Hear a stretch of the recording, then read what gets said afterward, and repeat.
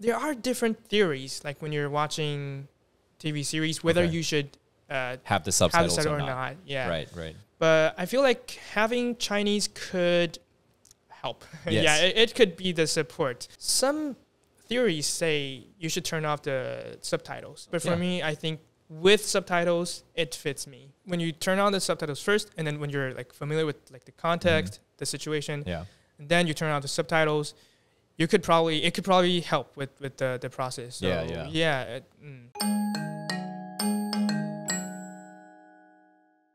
Hello everyone, welcome back to Funday Chat. I am Wade, and today we have... Hi, I am Leo. We have Leo with us today. So, Leo, to get us started, can you tell us, you're a Funday teacher, right? Yes, I am. Can you tell us, what do you do here? How long have you been with Funday? And maybe just tell us a little bit about yourself. So, I'm currently the lead teacher of grammar classroom right now. Grammar class? Yes. Wow. Oh, you like all the very nitty-gritty... The rules. Wow, yeah, I cannot do that. No, actually, I don't think English is all about rules. Okay. But I think teaching that can be pretty fun and rewarding. Yeah. Good. So, this is what I'm currently doing. And I've been in Funday since 2021. 2021, okay. I actually served in the military for half a year. Oh. And then I returned back. So that means you're born after 1994, right? After 1994, yeah. 1994, after that. I was born in 1997, so... okay. What does it matter? That's just showing my own age, but... Because... Yeah, you did. I did military for one whole year. 1 whole year. Yeah, and you're the 4个月的 people. Man, I despise you guys. I'm kidding. I'm kidding. It's just actually we have to do four months, but I did 6 months because I was 替代役. 替代役, yes. So we're the same. So I'm your 学长. You're also 替代役. Yeah. Oh, 学长. Yeah, 学长. Yeah. What T are you? Do you remember? 236. 236. I was 218, I think. 218? Yeah. Okay. 218. I think. Man, I'm getting old. Man, if Johnny's was here, he'd be the oldest one. But between us, I'm the older one. No, I did a full year.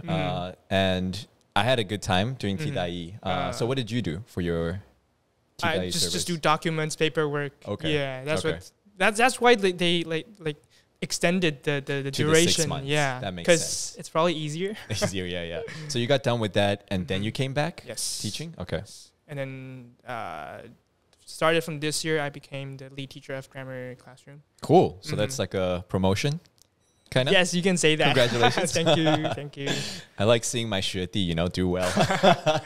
Thank you, 学长. No, that's cool.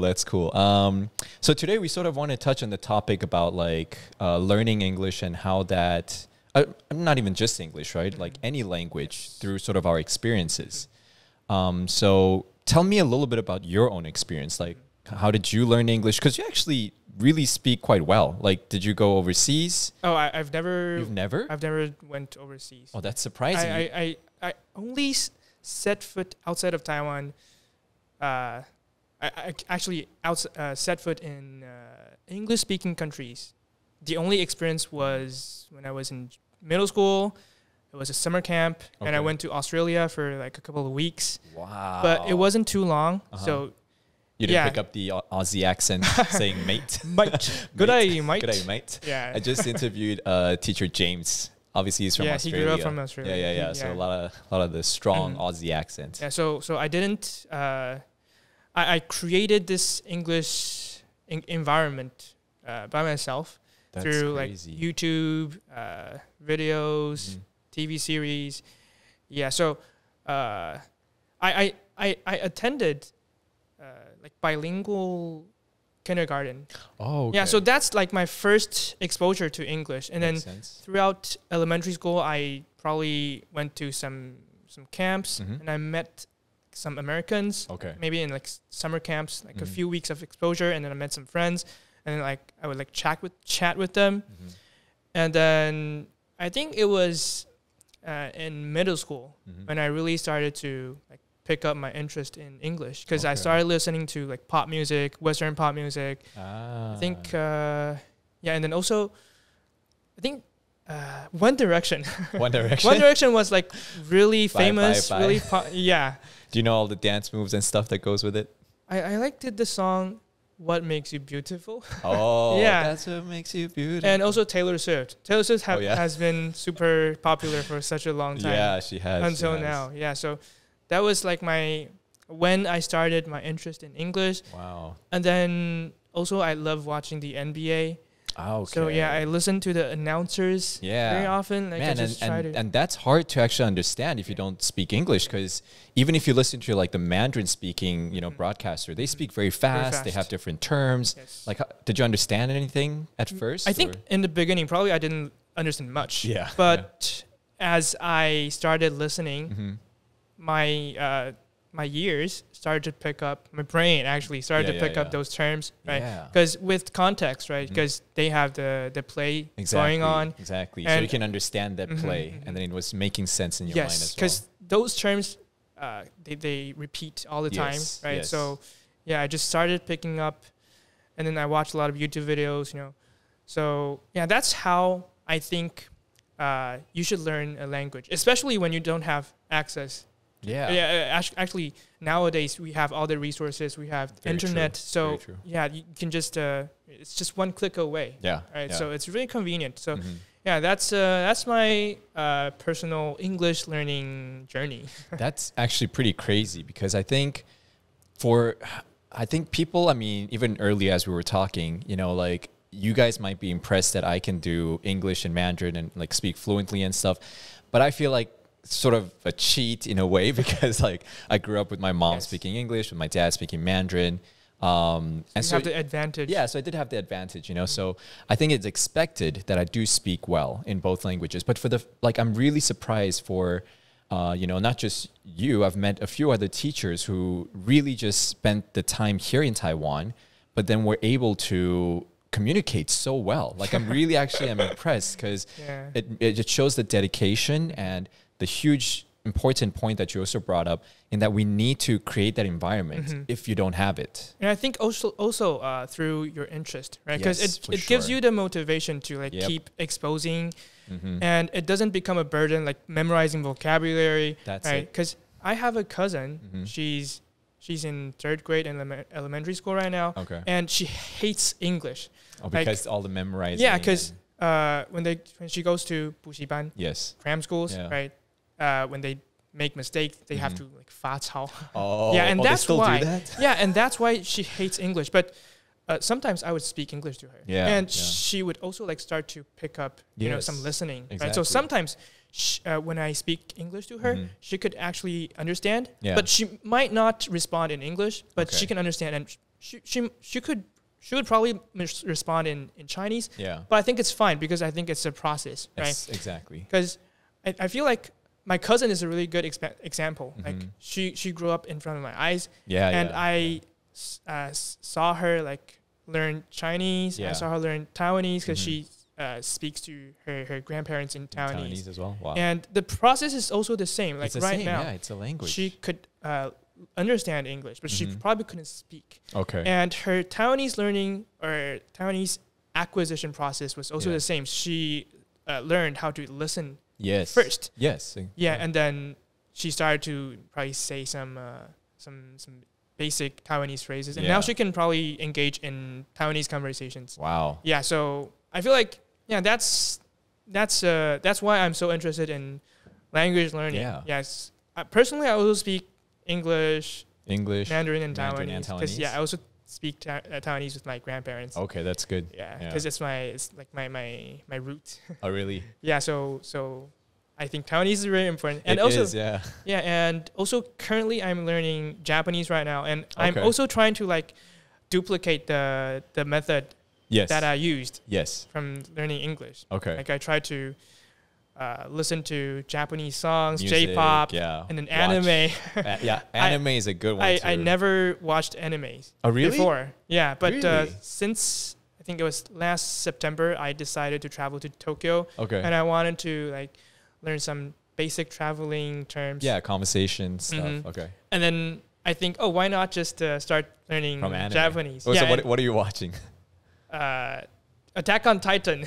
Okay. Yeah, I think that's yeah, like that's a popular one. the most recommended one. And you're watching that obviously Japanese, but with Mandarin subtitles? For now, I need subtitles. Yeah. There are different theories, like when you're watching TV series, whether you should have the subtitles or not. Yeah. Right. But I feel like having Chinese could help. Yes. Yeah, it could be the support. Yeah. Some theories say you should turn off the subtitles and just let your brain make sense. Yeah. But for me, I think there's like different styles. But for me, I think with subtitles, it fits me. Sure. Yeah. I've heard it said, and I think some other teachers might have shared this advice with me, where they might first take, a series that they love watching. So maybe they've rewatched it multiple times. For me, Friends, 100%. Love watching that show.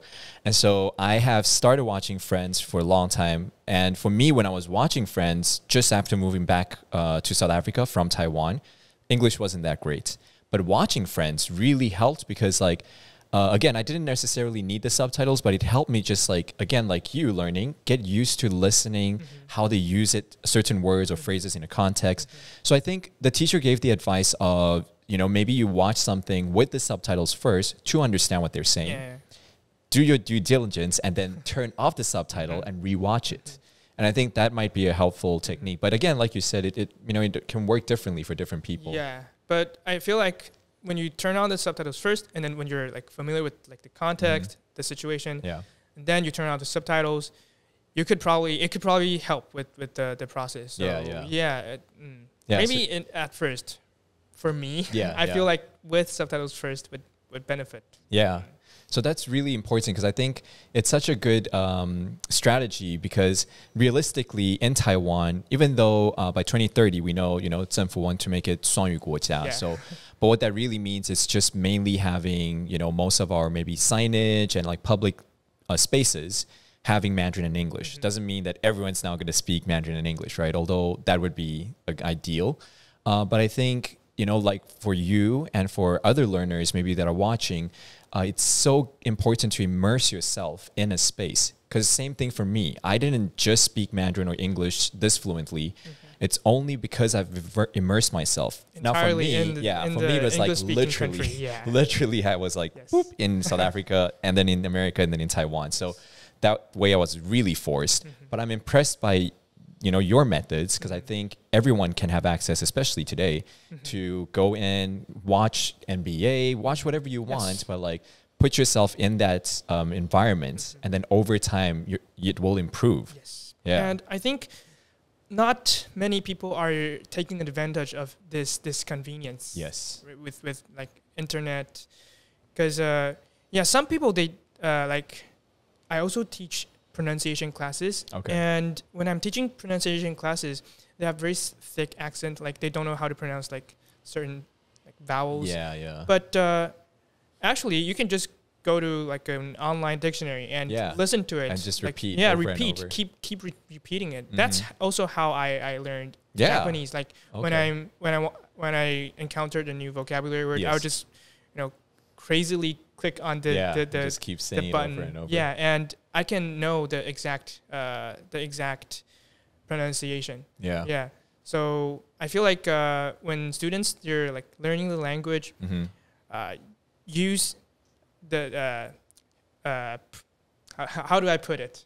So take advantage of the resources, all the resources you have. For sure. Especially with the online resources. Yeah. So listen, students, no more excuses.